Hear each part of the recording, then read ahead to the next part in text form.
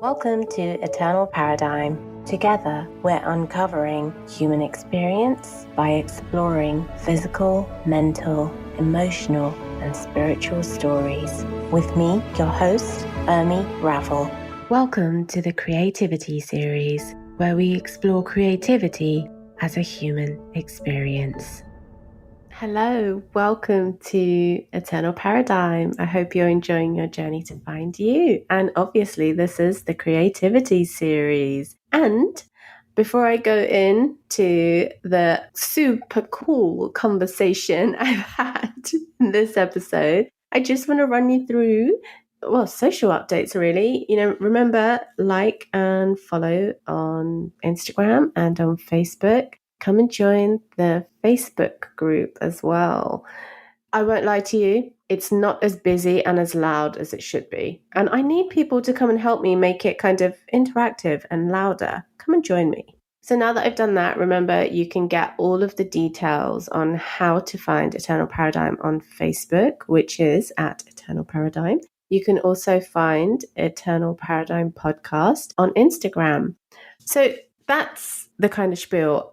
By the time this episode airs, I will have had an amazing live Instagram conversation with the amazing Maria Adriana Contreras, who previously joined me for an episode. But in this live, we're talking about something quite different. And when this episode goes live, which is on Wednesday, Friday, which is 2 days away from now, I am going to be having an Instagram live as part of the Creativity series with the amazing Marissa, who joined me for my first podcast episode, which was all the way back in September. Can you believe that? It's been that long. So that's where we're at with this at the moment. And I am so buzzed with the Creativity series because the conversations are magic. The experiences are real. And the reason for me bringing this series to you is because we are all human and we are all creative. I mean, that's as simple as it gets, seriously. So I'm going to stop on that. And now I'm going to move on. In this episode, I am having a conversation with the superbly cool, incredibly funny, amazingly insightful, just absolutely inquisitive, knowledgeable, just so delightful to have a conversation with. And as you listen to this episode, you will understand why. I am joined by the artist, Lucy Johnston. You can find out how to follow her on her socials and follow her on Facebook right at the end of the episode. She's also left an amazing question for listeners. So head on over, make sure you listen right to the end of the episode, because seriously, this amazing energy that I have been so grateful to be able to connect with has just blown me away with so much stuff. And we have a really cool conversation, and we are looking at culture and language. And within that, we're looking at culture and language as a form of human creative expression. And it is very much from our own personal experiences. So no, we are no experts, okay? In addition to that, we are talking about language, the semantics of language, and the kind of intricacies of it. But I think the best part of this whole conversation is, apart from the fact that Lucy is just genius, is we actually talk about our early teenage years and how interesting those were. So just head on over, listen to the conversation, and send me your feedback. Let me know. Have you checked out the Eternal Paradigm website yet? Have you signed up to the newsletter? Question mark for you. Without any doubt, heading you over now. Enjoy. Who am I? I am a grain of sand in a dried up ocean. I mean, you are everything and you are nothing. I love the fact that we start straight with a big question and a big, deep philosophical answer. It's like, I am everything, I am nothing. Nothing. I suppose it really depends who you ask. Yeah, that's true. Yeah. It's very difficult to sit there and define yourself. Who are you? You are you. I mean, you could say, I don't know, I was always fascinated by somebody who took a very grim approach to say we are just a piece of meat inhabited by a virus called language, which is a very basic point. Like, I shouldn't.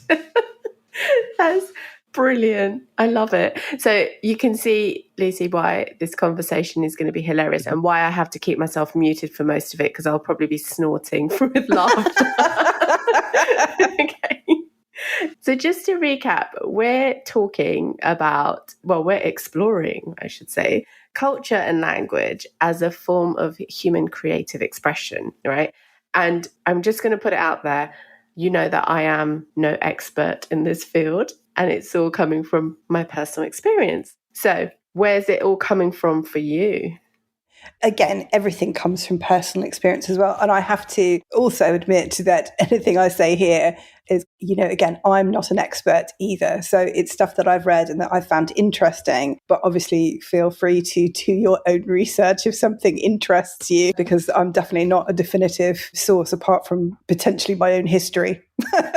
And even then, I'd say perhaps, that's all conjecture too, depending on who you ask. We're experts in our own right, in our own way today, talking about stuff. Yes, that's absolutely right. That's what we're doing. I think everyone should do that personally. I think so too. It's standard. So this is where I want to kind of start. Sorry, my daughter's just decided to throw some cutlery around, as you do. I'm glad to hear it is your daughter and not just some random poltergeist in the background or something. Oh, gosh. It's very concerning. Wow. That would be an interesting time to be recording this, right? Well, I know, because funnily enough, this is only very related just because I said that, but I did meet a friend the other day whose family member used to live in the famous Enfield poltergeist house.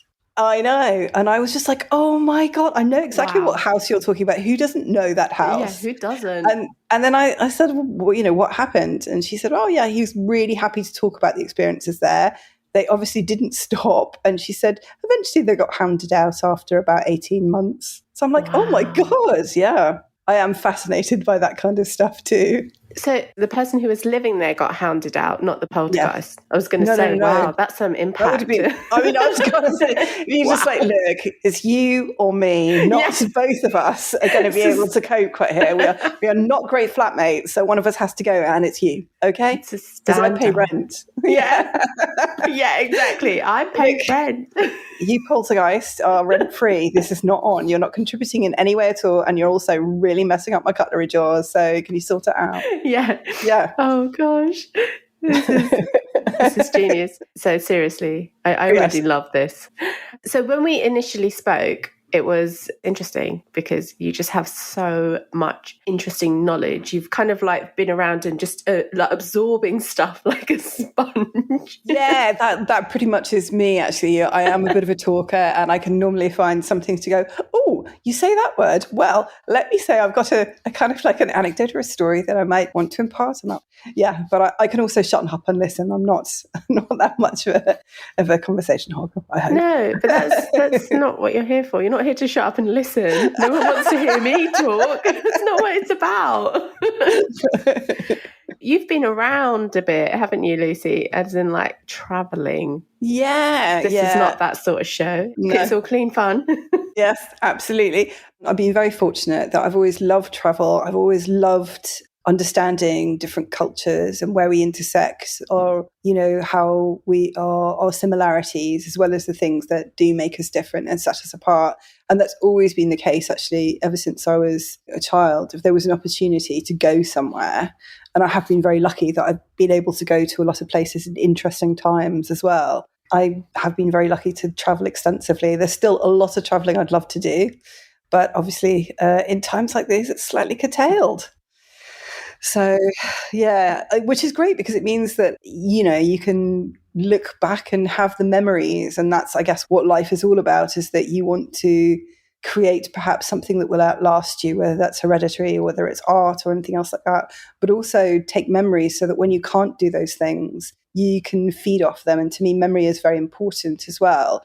And for years, I was documenting part of my life. There was a large part in the 90s, for instance, that I have got lots and lots of videos that I made of just daily life and people and parties. And I haven't transferred them, which makes me feel terrible because they're degrading in my studio. Oh, you have to. I know. It's shocking. I did manage to transfer one from, oh my God, it was just absolutely shocking. It was from, I think, a 16-year-old or 17-year-old's house party. Obviously, you know, we were all 16 and 17-year-old at the time. But it was so appallingly lame. That I have to say, I was just like, oh, for God's sake, I thought, you know, like my children could never see this because we are so deeply uncool that I could never live this down. I think, you know, like maybe somebody bought a 10-pack of B&H and we had 2 bottles of wine and a 6-pack or something like that. There was no drink, there was no drugs. We really could have, like, I think, you know, some of us were even, oh my God. Anyway, I don't want to go into it. It's humiliating. So it's absolutely humiliating. I shouldn't be laughing at your humiliation, but I'm laughing because I totally connect. It was awful, you know, like we were like so tame. We were not wayward. I made up for that in my 30s, I'd like to add, when I did, you know, do an A to Z of everything. But back then, oh my God, we were just embarrassingly lame teenagers. You just reminded me of a time where we had a house party. For anyone that can't see, I'm doing those air quotes, you know, Joey style. And it was like that. It was, oh, let's go and get stuff. We were teenagers. And in the end, we ended up with not much alcohol because no one could get any. Yeah. A couple of bottles of Coke. And there was like a spa around the corner that had tuna and sweet corn sandwiches. And I was vegetarian. So it was like, and there was like a small bottle of Coke. And, it was just a bit trad, really. Oh God, honestly, so trad. I had to consign that one. I'm like, I can't show this to my children. This is appalling. You know, we might even have played classical music at some point. It was just absolutely. You know, in between the Happy Mondays, it was okay. There was some, you know, there was a little bit more than that, but it was pretty awful. And I think that one needs to be buried. It's like, why can't you show us your teenage party films, Mum? It's like, well, they're not really the right content because they are so embarrassingly tragic and tame that I'd never live it down. Let's pretend Mummy was a real rebel. I am quite glad though that the video phones and camera phones and whatever weren't around then. God, yes. Because then I would be able to evidence how really boring I was. Do you know what? Really sadly, yes, that's absolutely true. I remember, and this is, I think, again, when we had like sixth form parties, because although I was born in London, I was brought up in the country. And there was, I think they decided to have like an alternative beach party in a wood. So, you know, everybody had to wear board shorts and T-shirts and everything else like that. Great. So we turn up, and obviously people do have alcohol there, even though we're underage. But I didn't drink at all back then. So all I did was take a bottle of lemonade and then pretend that it had alcohol in it. That's how lame I was. And then because I wasn't used to the additives, because I actually really like drinking water. Oh my God, how sad is this going to get, actually? I'm slightly worried. I am so stitching myself up badly. People, I was sitting there laughing quite a lot, and they were like, wow, I think maybe you should, you should calm it down. I'm like, no, it's all right. I could actually pretend to be really hardcore and be like, I'm going to have another couple of gulps. And they're like, whoa, check you out. Like, no, this is just lemonade. Yeah, so I feel like this is turning into our confessions, which while we're at it, I just feel like I should add in that. So me and a very close friend of mine who actually, because I was always a designated driver when we used to go out clubbing in London, and my friend doesn't drink. So we would go to the bar and we would ask for water with lemon and lime and ice. Yeah. And then tell them, can you put a couple of straws in there, right? To make it look. Yeah. So then we'd be walking around going, yeah, it's, vodka and stuff. Yeah, exactly. What I don't know. But we were definitely getting, fruit. I wouldn't say fruit and veg, we were getting fruit into our drinks. It's like, can we have some raspberries? Are you putting that in what you putting it in? It's like, yeah, so we used to walk around with fake drink. I was going to say, if you stuck a floret of broccoli on the top, then people maybe looking at you like you were some kind of like suspect. super weirdo. Yeah, total. I know, it's really funny. I mean, I have to say, it's my confession of complete uncoolness, but I did write that, obviously in later years where I partied heavily. And so that's fine now. I can, after a slow start with no rebellion at all, pretty much in my teenage years, I made up for it. Excellent. I'm really glad to hear that, actually. Yes. Yeah. So I kind of feel like I'm just waiting for clubs to open, or I'm going to be finding a field somewhere. I think under the circumstances, I'll find a field. Yes. A lot of people at the moment in a close, compact space is probably quite a frightening. Yeah, that's thing. true. I've been sent some scary videos. So yeah, a field it is then. Me and the cows. Yeah. Fine. Keeping it real. Fine. Yeah. So, Lucy, you've mentioned where you were born and where you were brought up, and then we've discussed our kind of, wayward teenage. The wayward teenage stages. Yeah. Oh dear, I know. But what I absolutely love hearing from you is when we spoke initially, you called yourself an accent chameleon. Oh yes, I am guilty, and I love this. Yeah, I know. This is, and I do have to explain this, and this is something that I feel quite conflicted about, because I realise I'm doing it, and I also realise the way that it can sound. It's not deliberate. It just happens to be that I pick up accents very quickly, like a lot of people do, actually. But I know if I'm feeling, lacking in confidence slightly or anything else like that, I will do it to such a degree to feel like I assimilate into that group. So my friends even now laugh at me, and depending who I'm talking to on the other end of the phone, would like, oh my God, you will either sound completely different. You have a Kiwi accent because my husband is from New Zealand, or you will sound very upper class English, or you will sound like you come from Canning Town, or you will, it's, yeah, I'm embarrassed to say, and I do know it's happening, but I don't do it deliberately. And I was talking, in fact, to an actress I met in the park the other day, and we were both talking about our love of accents and how interesting I find them as well.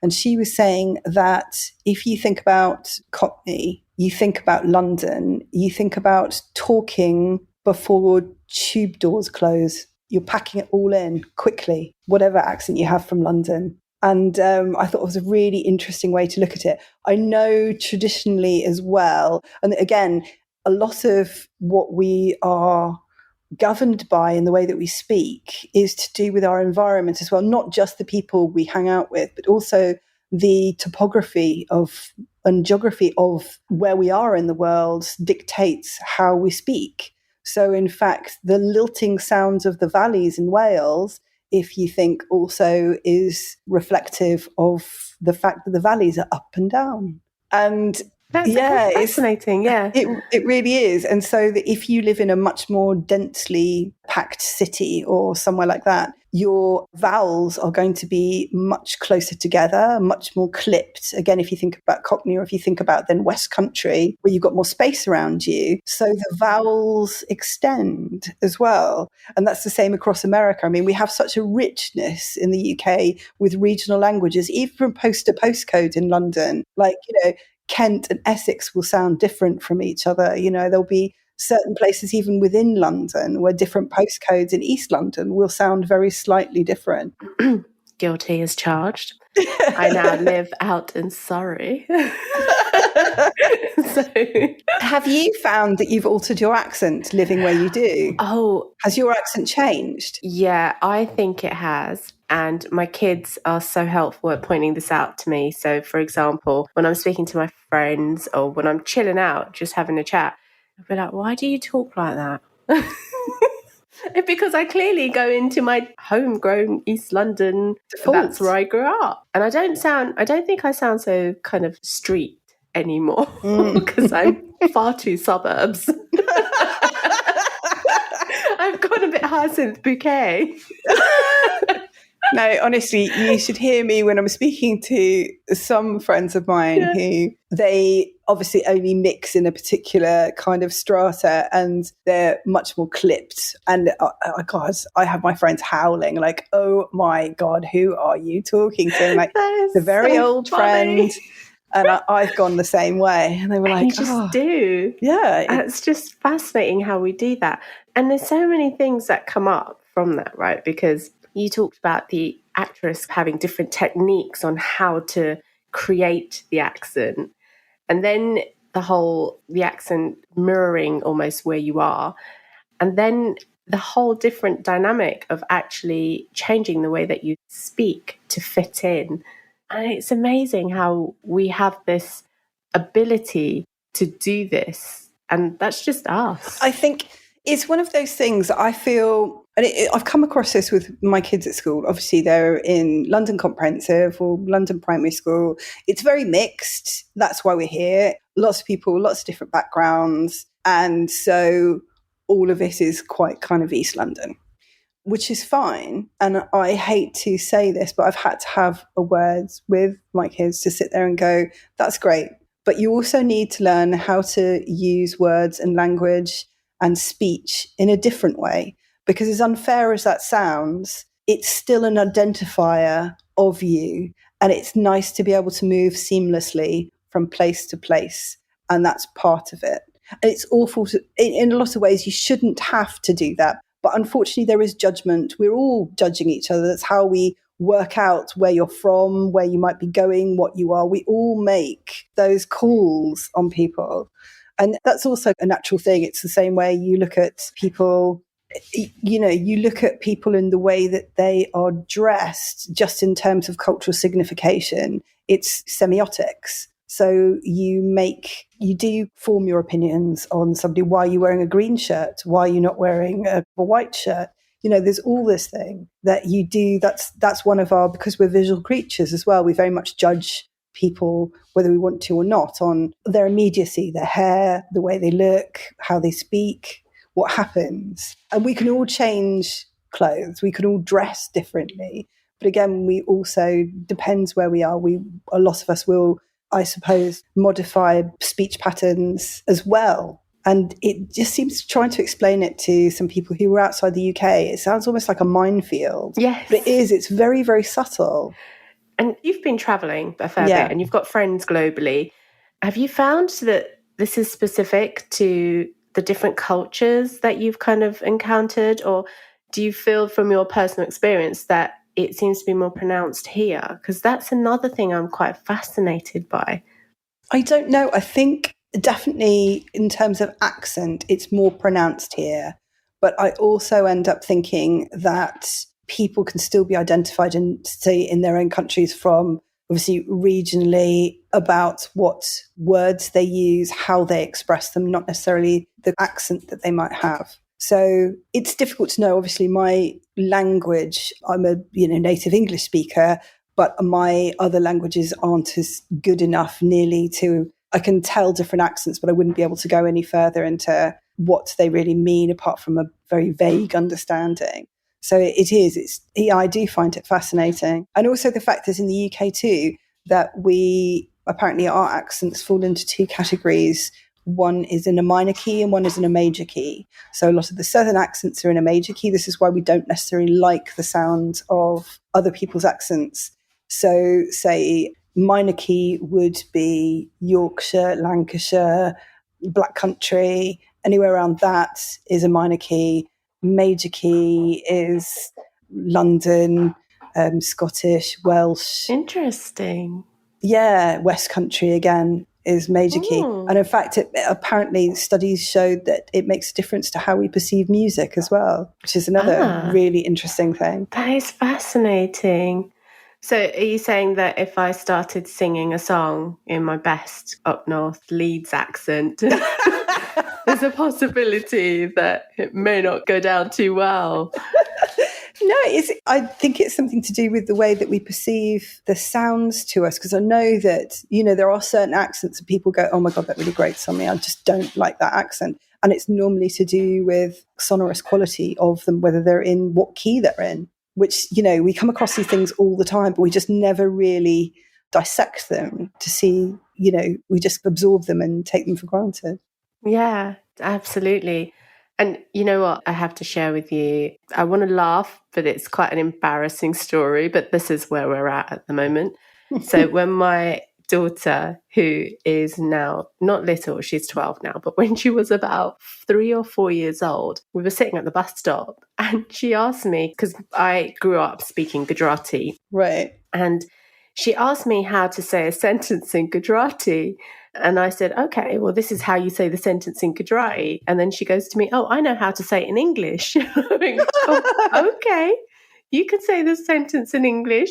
And she basically said the sentence in English with an Indian accent. Oh, bless her. That's right. Brilliant.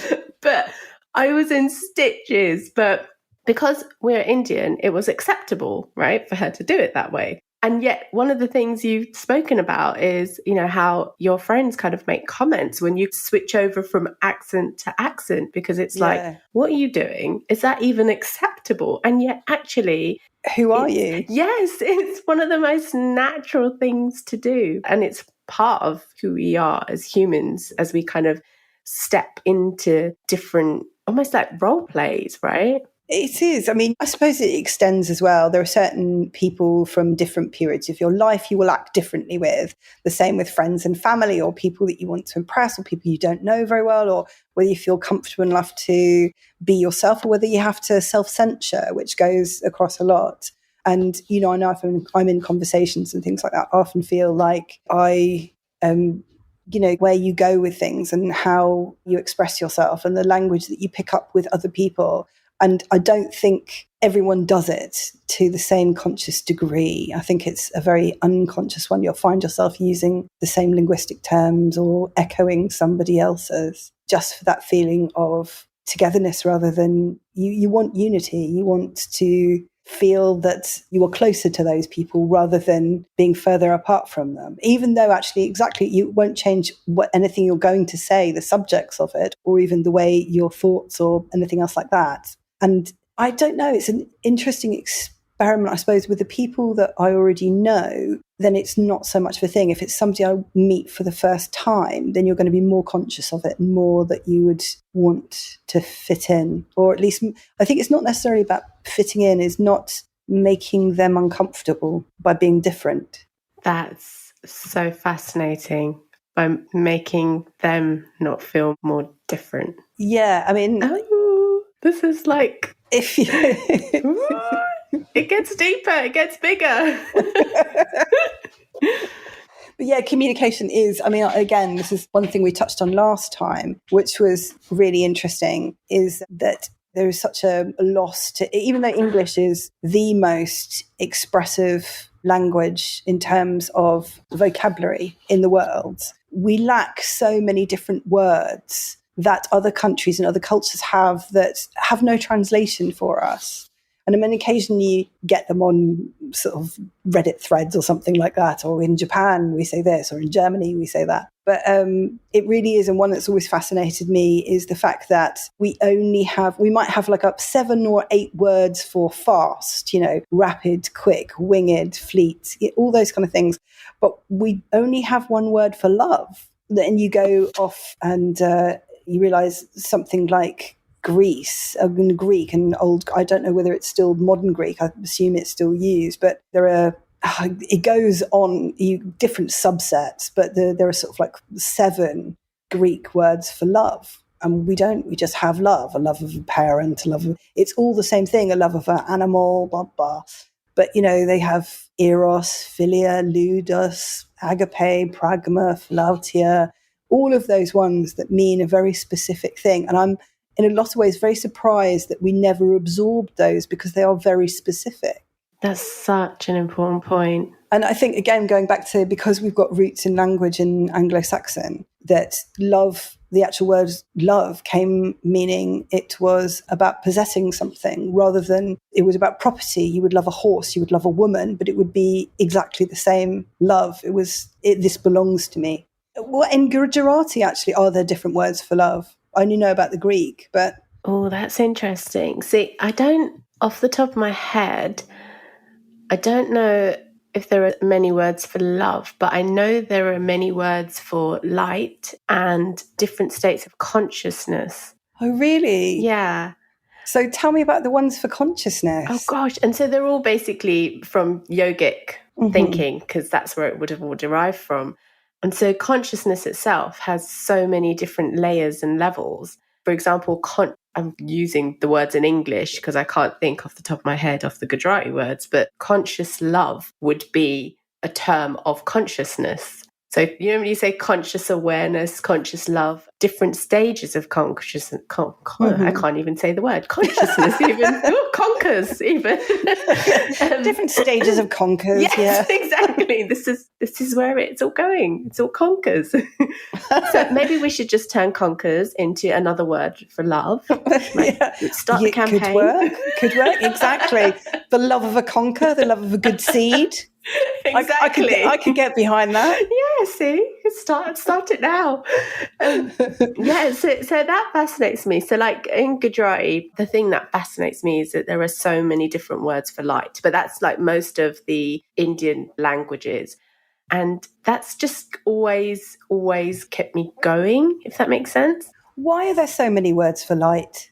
I actually genuinely have no idea, right? And that is a really good question. Why? Because there are so many different types. It's the recognition of exactly what you said. It's love as this all-encompassing word when its roots, I guess, go back to ownership. Whereas light is actually being in absolute appreciation. So even from Sanskrit terminology coming on to Hindu mythological beliefs and ideas, it all kind of translates into the language. And I guess it's the same with Greek, because it has a very, in terms of mythology, the ideas, the beliefs, and how that then becomes part of the language. So I find that, that's a really good question. I'm going to jot that down and go and find out why. Yeah. Can you please get back to me when you do? I am. I absolutely will do that. I only have room and time enough for kind of like, and I can get lost in rabbit holes so easily with this kind of thing. And I don't speak Gujarati, so I need you to do that for me. Yes. Okay. I'll find out. I'll get on the phone to my aunt. She knows everything. Fantastic. I'm just going to write this down. Right. Oh, banging pens around and all sorts. It's getting way too exciting. So, while you were traveling, which kind of country, culture and language really got you the most interested? And it could be a different country, a different language and a different culture. I don't know. For the sounds of language, I suppose my favourite sounding language is Italian, no surprise, and Russian I love as well. That's interesting, I also really like Swedish, the way that Swedish makes your mouth feel when you try and start speaking it. Oh. It's really strange. I mean, when I find that I go to other countries, I do, and like now I've started, when we were being able to travel, sometimes if we were able to take the kids to places, and this is a good tip, parents, make one of them a language ambassador and make one of them a history and geography ambassador. And it's their job when you get to that country that one of them has to learn hello, goodbye, 1 to 10, please, thank you, my name is, da, da, da, da. All the basics, just the basics. Even if you're on holiday for a week to Greece, doesn't matter. So from however young the kids have been, I've said, right, your job is that we're now in Marrakesh. We forget the French, you learn the Arabic. When we're there, you have to learn Arabic for this. What is this? And then you teach the rest of us in the family. So to try and introduce them to things like that, because I think it's really important. And I also think it's a matter of politeness. You travel somewhere and it's showing respect to that culture and also a desire to try and communicate, even if it's just very, very basic. And it always makes people smile. They're so happy to see you're making the effort. Even in like somewhere in Greece, to have the kids just say thank you in Greek or whatever like that. They'll be like, oh, do you live here? I'm like, no, we're just visiting, but it's important to us that we at least try. I mean, the British have such a bad reputation as linguists. We're pathetic. It really is. This is, I love that. I love the trying. I love that. Such a good tip for the kids. It is, because it also keeps them quite occupied too. So yeah, and then you're like, right, we're going to visit this place today. I need you to learn about the backgrounds of it. What are these things? You can tell us. What is that building? What was the importance of it? Why are we here? Yeah, I don't know. I mean, there are so many. There's nowhere that I haven't gone that I've just thought, oh God, wish I hadn't been here. There's always something to take from it.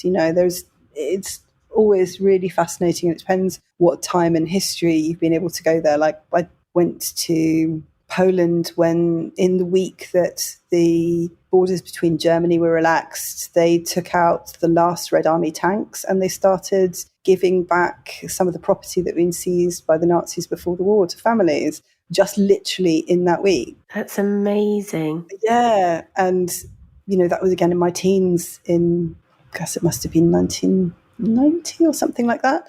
So really interesting to see. Obviously, I haven't been back since. But prior to that, I was very lucky to go to Russia when I was about 17 and see a lot of the amazing artwork that had never gone outside of Russia. And again, it was you were given a list of an entire paragraph of things you must not take photographs of, and only about 2 lines of things you could take photographs of. Wow. So we were all kind of like a little bit frightened. But having said that, back then it was incredibly safe. As 16 and 17-year-olds, we could wander around by ourselves at night and you felt pretty safe.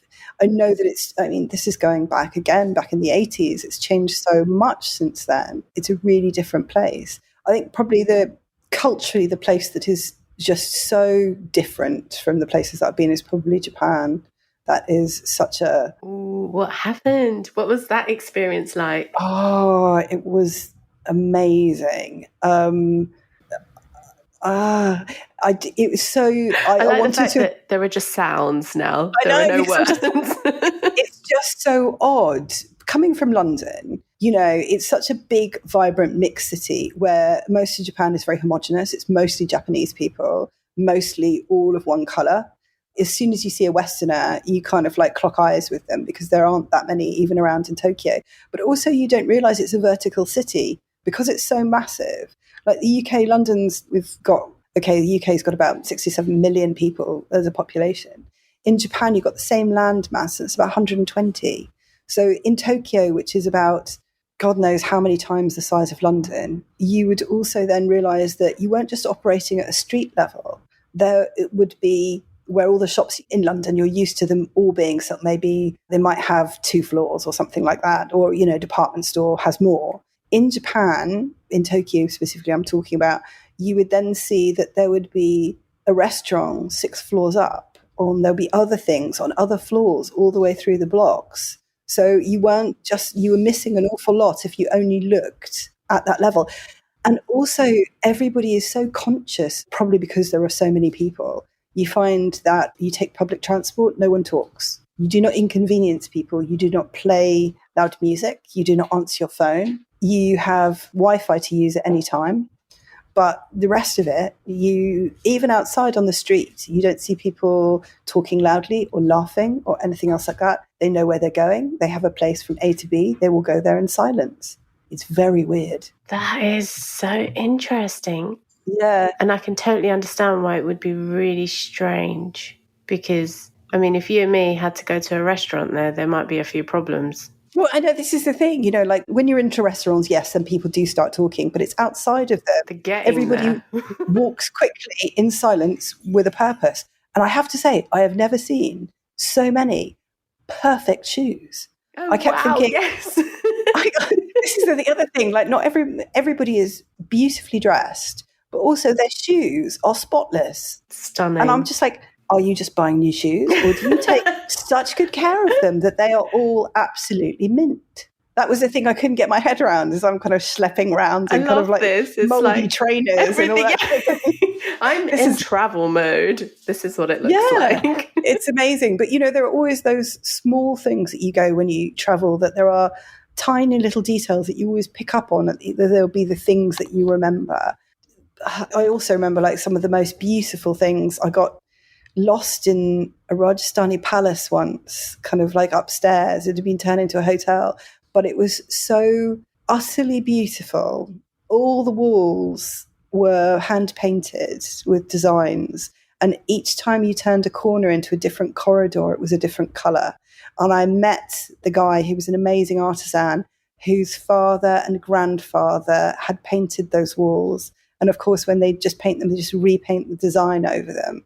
And it just, oh my God, I was actually moved to tears. I was like, I don't care, I'm lost up here. This is so beautiful. And that's the thing I think about India. I've only been lucky enough to go to the northern part, but it's such an extreme, I actually had, because the other thing I would say as well is that in the Northern Hemisphere, in Britain, people forget as well, and I'm very conscious of this as well, being an artist, that we live in a blue spectrum. In the Mediterranean, you live in a yellow spectrum, and obviously India is a yellow spectrum. Anywhere like that with lots of the sunlight, you live in a totally different light source. And because of that, colours also look different. Yeah. So when I was there, I was so kind of overwhelmed with the bursts of colour, with, people wearing the most amazing things and that sort of neon pink, which is one of my favourite colours. And people would be walking around like this. And I actually had to close my eyes because I couldn't take it. It's too much. For me, for a lovely, kind of cold grey streets in the UK. And, you go over there and there's such an explosion of light and colour and sound and everything else like that.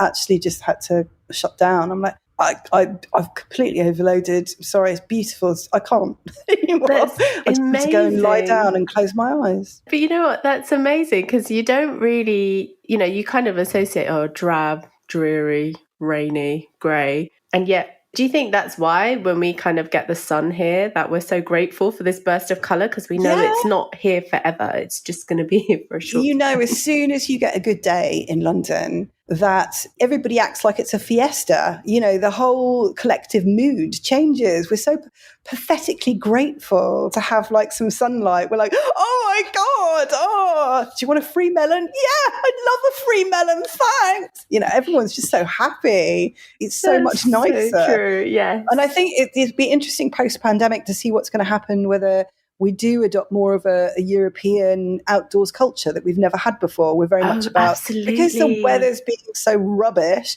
a lot of the time, it's quite unpredictable. We've always had to be inside, always kind of cooped up in a small room, where now they've had to adjust and had to give us outside space. What will do that to kind of our psyche or how we also end up interacting with people, whether it makes a difference. So watch this space. That's so fascinating. And you know why that's really, really interesting for me? Well, on two levels. Firstly, for someone like you who's an artist, to me, naturally, that would open up our grey space to become canvases, right? To become part of our lived experience. Yet, from my other hat, which is construction and building side, how does our outside space really reflect how we're living? And it's you're right. Watch this space because it's a big shift. Big shift. I don't know whether that will make people, because of so many other things at play, obviously in the times that we're living at the moment, I don't know whether that make people more social and more likely to mix, or whether we will only mix within our own groups because we trust them, because we've got a sense of safety health-wise, that will then interactions or close interactions in close proximity with strangers be much more of a rare event, because they could potentially be harbingers of disease and we become frightened of them. So the fact it may well change our fabric of our social identity will be very interesting to see what happens to it. Yeah, definitely. Watch this space. So I am going to move you on, because this is the problem, is I could talk to you all day. I know. I just feel like we're missing food and we're missing the actually sitting outside. Don't worry, there'll be a time. Tea and cakes soon, Annie. Tea and cakes soon. So let's talk a little bit about you as the artist. Okay. I'm not going to ask you who you are. It's a hard one. I don't know. So tell us a bit more about your actual, your art, what you are creating and what goes into that, how it all came about. So another billion questions from me. Yeah. Well, the thing about it is, I suppose artwork for me has been one of those things I've always had in the background, because both my parents were artists. I come from a creative line of artists in different disciplines, whether they're musicians or graphic designers or whatever, it's nothing that has been an anathema to growing up around, always surrounded by it.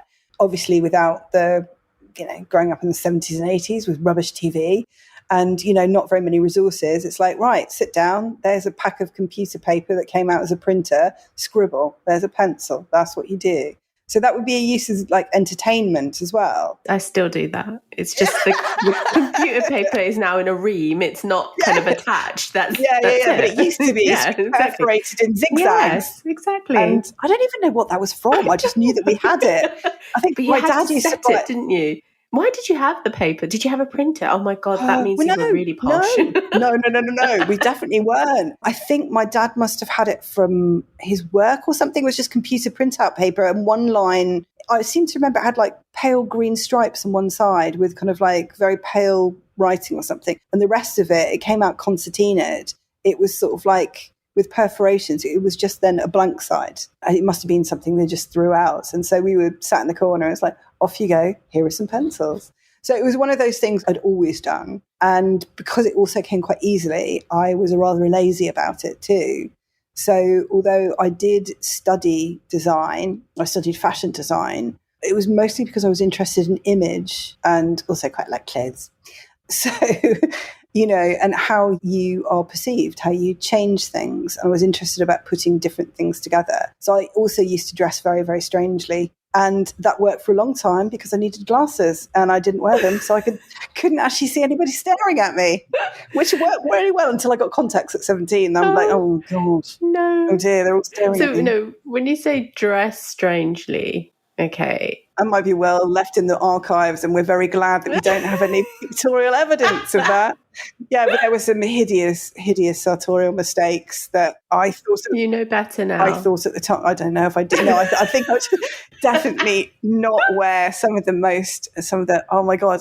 Oh, okay, look, I'll have it, Mama, confess, right? There was one time where I think I had, this is just... this was when I was studying fashion design, so you could get away with it a bit. And thankfully, it's in London, so it was all right. But honestly, I must have looked like such a tool.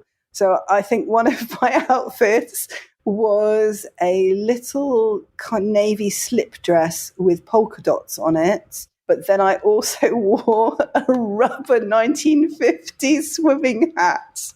Yeah, that works. I can see how that works. No, it doesn't at all. And I could only wear it for about 2 hours. I had to take it off. I was going to say...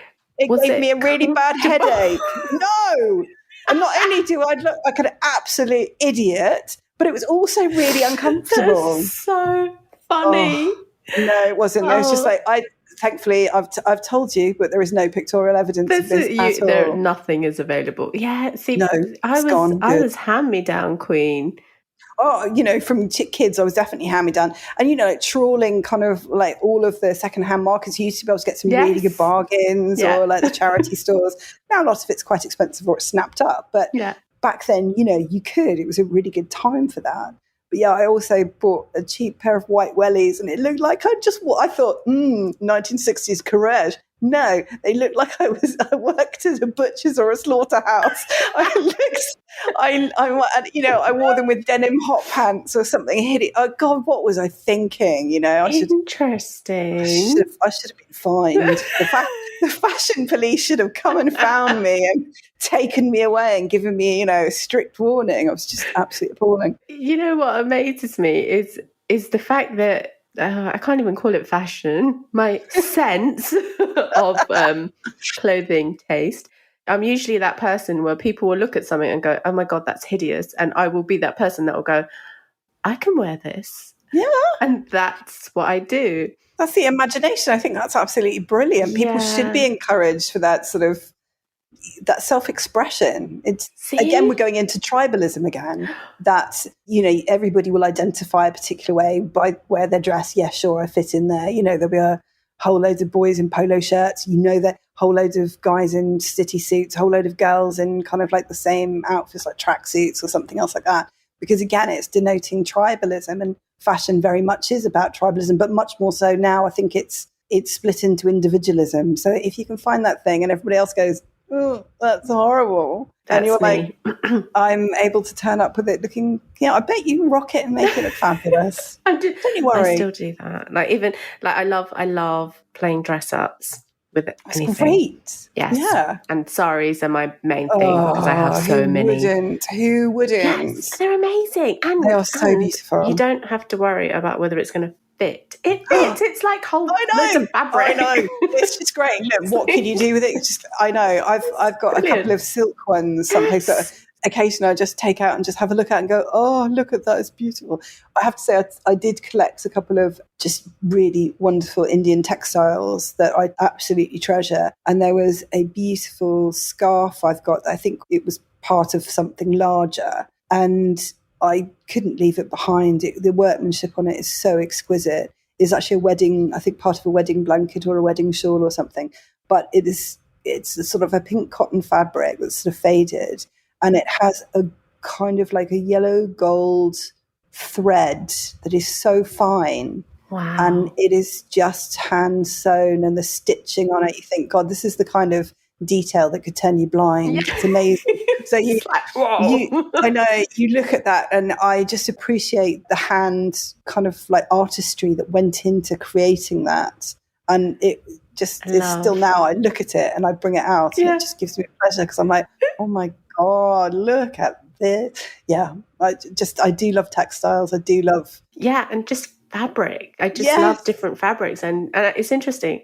I know we're digressing, but we'll come back to the point in a minute. But I mean, I love African prints. They're stunning, absolutely stunning. And that's my other thing is I collect so much of this stuff as well. But then I like playing dress up. I have to say I have a little kind of like textile collection just of prints that I look at and just bring out and go, oh, beautiful, and put away again. Oh, that's nice though, because you're getting it out and you're looking at it and you're, oh, I love that. I think everyone should do that. See, I remember going to this really good fabric trader somewhere in North India to have a look at various fabric bits. And I said, oh, I've just seen a little mouse. And he went, oh, yeah. I said, do you not worry that maybe the mouse will chew through some of your treasures? And he went, no, not really. I mean, a mouse is going to be a mouse. And it just means that instead of one piece, there might be two pieces to sell. I'm just like, this is fantastic. This is kind of textile art in perfect synchronicity with rodents who might decide that perhaps this person should only have 5 pieces of this fabric instead of like the whole thing, and that's okay. Someone will buy it anyway. Oh, that's perspective, right? I know. I just brilliant. loved it. It was like so chilled. I was like, yeah, fine. Yeah, well, if it does, it does. That's just what a mouse does. Yeah. I'm like, yeah, I suppose it would do. Yeah. You're like, oh yeah, okay, that's great. It's fine. Okay. Oh, genius. So tell me, what's happening for you? What is in the pipeline? What's already happened this year? What has lockdown been like for getting art together out there happening? I think it's an interesting time that people are sort of reassessing. Obviously, they can't go to galleries and all of that. So there are 2 strands of what I do.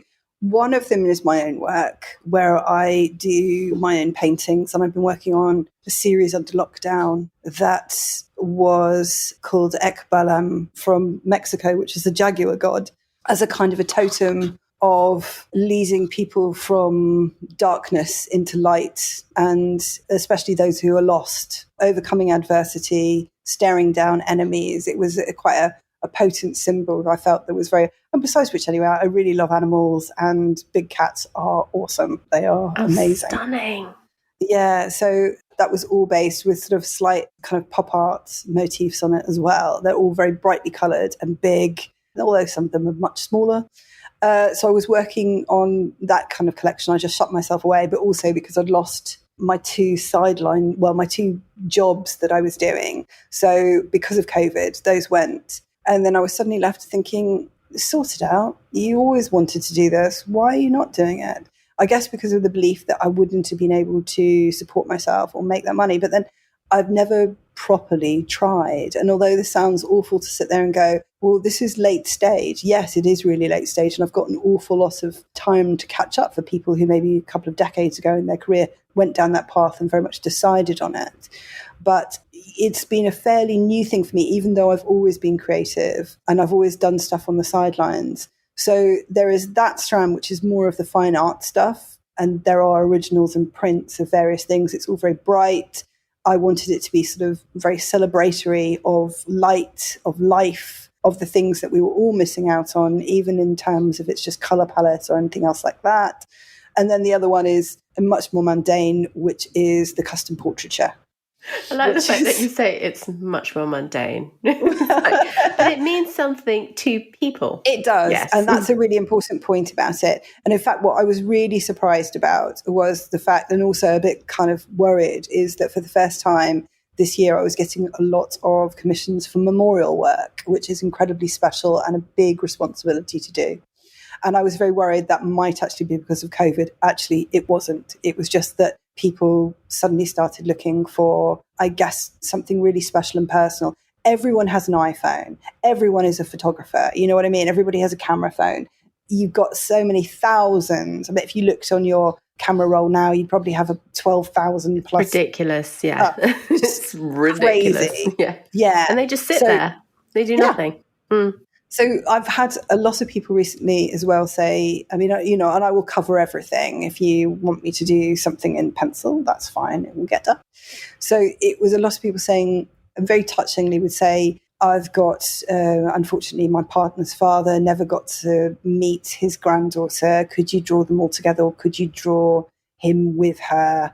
And I want to give it to him. So I know that they're lovely to do, actually, because they are so meaningful to somebody. I mean, portraiture is anyway, because you try very hard to capture the essence of who they are. But previously, I had been able to go and do photographic sessions with people so I could take the source pictures to work from. Obviously, in COVID, I had to stop that completely. I was reliant on people sending me their images, and I could only do a portrait as well as the image I'm sent, because I have to totally rely on that. And so they would be sending me a lot of different images to kind of cut and paste together. And I always felt that it was a big responsibility. And also, I know we touched on it last time, as odds as this sounds, I would try and connect with the energy of the person who'd passed over and sit there and say to them, okay, I'm going to meditate slightly. I say meditate. I can't meditate. I find it very, very difficult because my brain doesn't work that way. I know what you mean. You're going to almost like reflect on it or put it out there. Yeah. Is to create a space for the energy of somebody who's passed over, if you believe that or if you don't. And I'm still out to lunch on it. I'm not entirely sure, but I give it the benefit of the doubt. And I ask the subjects who may have passed over, if you would like to come and help me make a likeness of your image for your loved ones, I'd appreciate the help. Here we go. And hey, presto, what happens? Well, bizarrely enough, invariably, I find the images of the people who aren't with us anymore are much easier to do than the ones that are. I love that. Okay. And I say, I realise me saying I love that probably doesn't really help. But I just feel that that's incredibly powerful, the fact that it seems they're easier to work with. I know, and I can't say whether that's kind of like a psychological thing for me or whatever it is, but I always really try to do that. And I mean, you know, there have been some people, there was one I've done recently, which was a really nice one to do, actually, because I wanted, again, to make the image properly, again, celebrate the life of somebody rather than it be sort of like a mournful situation where you've got kind of like somebody looking wistfully off into a distance, you know, to make it a much happier thing. And the client wanted the guy who, by the looks of it, had died young. I'm not quite sure what had happened. I don't tend to ask unless it's, you know, given to me. But she wanted him on a motorbike meeting his mother in heaven. So I was like, absolutely. Okay, I will. That'll be that. So, and you know that you know how special it is that you're doing this for somebody. And because of that, it's like an extra responsibility in a way, because you know this is kind of going to be one of the things that they they will keep and treasure, whilst some of the children that you do, you know, will get older and won't look like that anymore. These people are going to be trapped in amber in a way. Just so I want to make sure that if they are conscious somewhere, even as an energy, if they would like to contribute to the way they're remembered, that's also cool with me. That also probably, it's actually, to be honest, I'm telling you about this, and I realise this is for a podcast, but this isn't something I advertise on my website or even tell people. And was only one person recently that I told that I did this, and I just felt that I needed to tell them.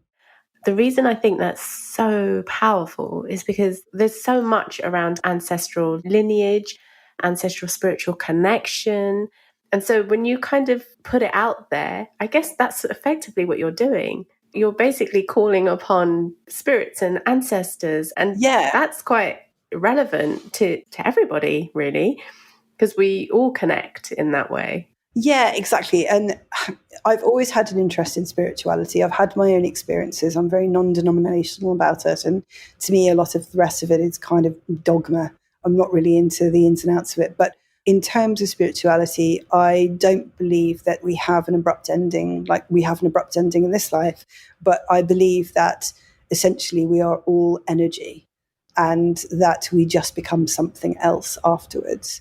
I had a really interesting conversation, I think, when I was about 14 with a priest who visited our school. And I would sit there and say to him, I don't really get the concepts of sort of like hell, especially if you could be a non-Christian, you could be a really good person, devote your entire life to humanity and being great, but sorry, you can't come in because you're not quite the right, religion. It doesn't make any sense. And he said, no, I absolutely agree with you. That's true. That he believed that God isn't, that in fact, anything hellish we can think of we would attribute to a punishment in hell is already happening at this moment, live somewhere in the world, horrifically. So there can be no hell, because I would say to him, doesn't it, kind of like disappoint you that people don't necessarily adopt your religion and say, well, then they're all lost, and how do you feel about not being able to save them? And he was like, it's not really even kind of about that. I believe that God is in the details in everyday life. So it's in the design of a plant, it's in a dog's smiley face when it chases a ball, a kid with bubbles or ice cream, or it's in, even the glitter in the pavements.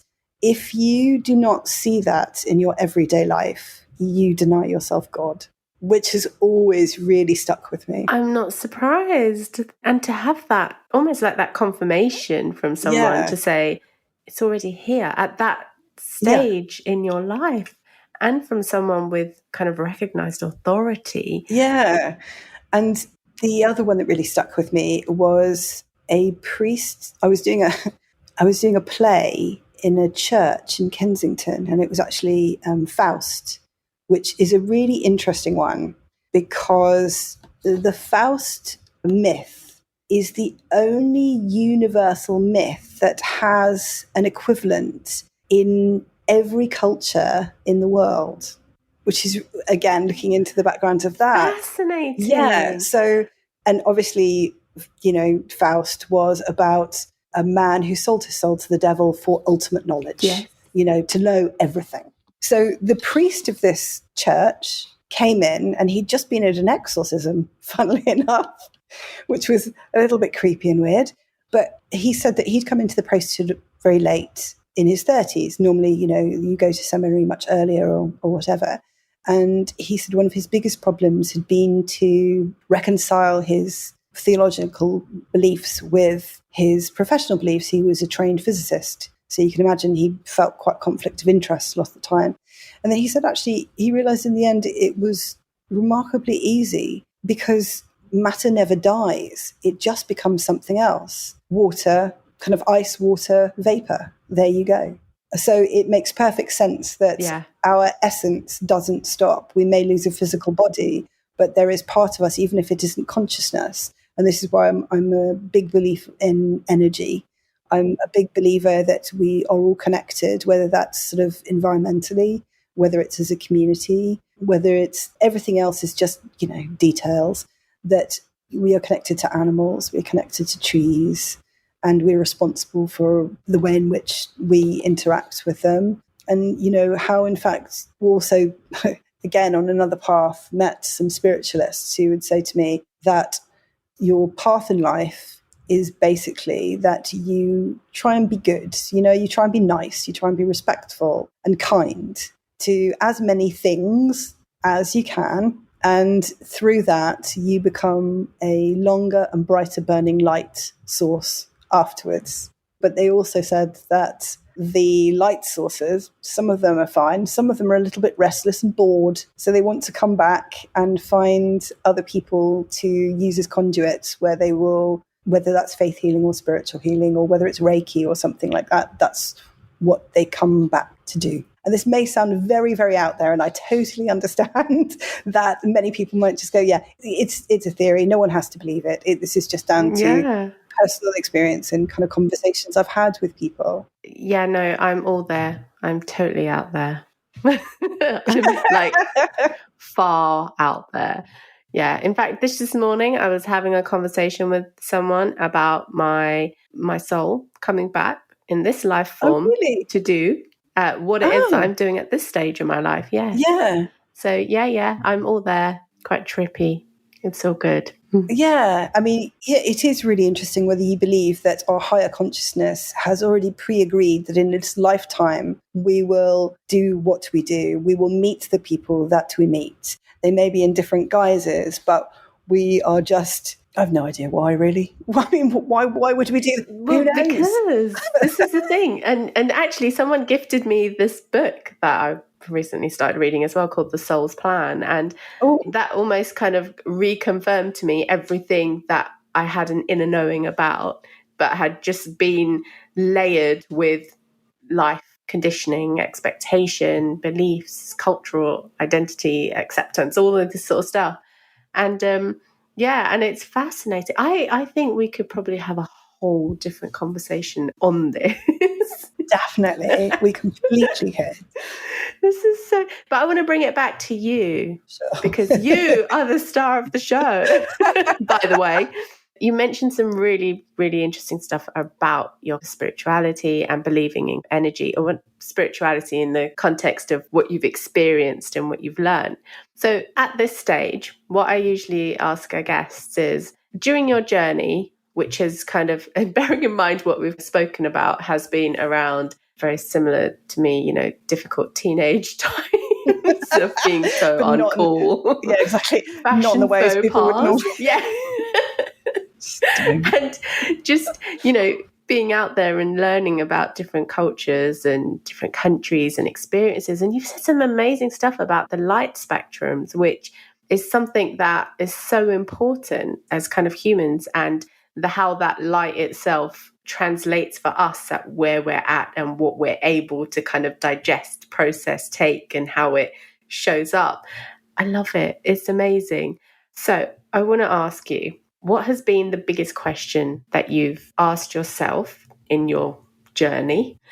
And what would be a question that you could leave out for the listeners, do you think? This is a very interesting question. I would say, actually, probably I can contextualize that with lockdown and how it's made me think about things and reassess life choices and really the direction of where you want to go, because it has acted like a lot of a reset, especially when you've lost jobs that were kind of paying certain amount that you could, is what are you waiting for? When will be the right time? I mean, there's a very interesting, I think we touched on this last time, where, and to paraphrase, as quite a few politicians have, including Ronald Reagan and things like that, if not me, who, and if not now, when? This is actually from its origins, and again, I'm a bit wishy-washy about this because I haven't read the background too much of it, but it was from Hillel the Elder, who was a Jewish leader, who this actually comes from. If I am not for myself, who will be for me? And being for my own self, what am I? And if not now, when? I got goosebumps. Yeah, it's a really powerful quote to think, what are you waiting for? If there is a change or something that you feel you're not doing that you want to. I know it's very difficult to set the wheels in motion. It's quite complex. But when we have this one tranche of life before we become vapor, what then? Now you're water, you're liquid, you can run anywhere. You can make a new channel to run down. What channel are you going to let yourself run down or carve out through the earth before you evaporate? That's amazing. I am like, wow. So before we kind of head off, Lucy, where can people find you? Well, they can find me on Instagram and Facebook, but they can also find me on both the websites. So for commissions for portraiture, it would be www.shutterandsketch.com. And for other kind of large leopards under rainbows or anything else that they might feel it's a little bit more pop arty that they might want to go to, you can find me at www.lucysmjohnston.com, not to be confused with other artists also called Lucy Johnston. So don't go to the wrong site. It's a very common name. Sad.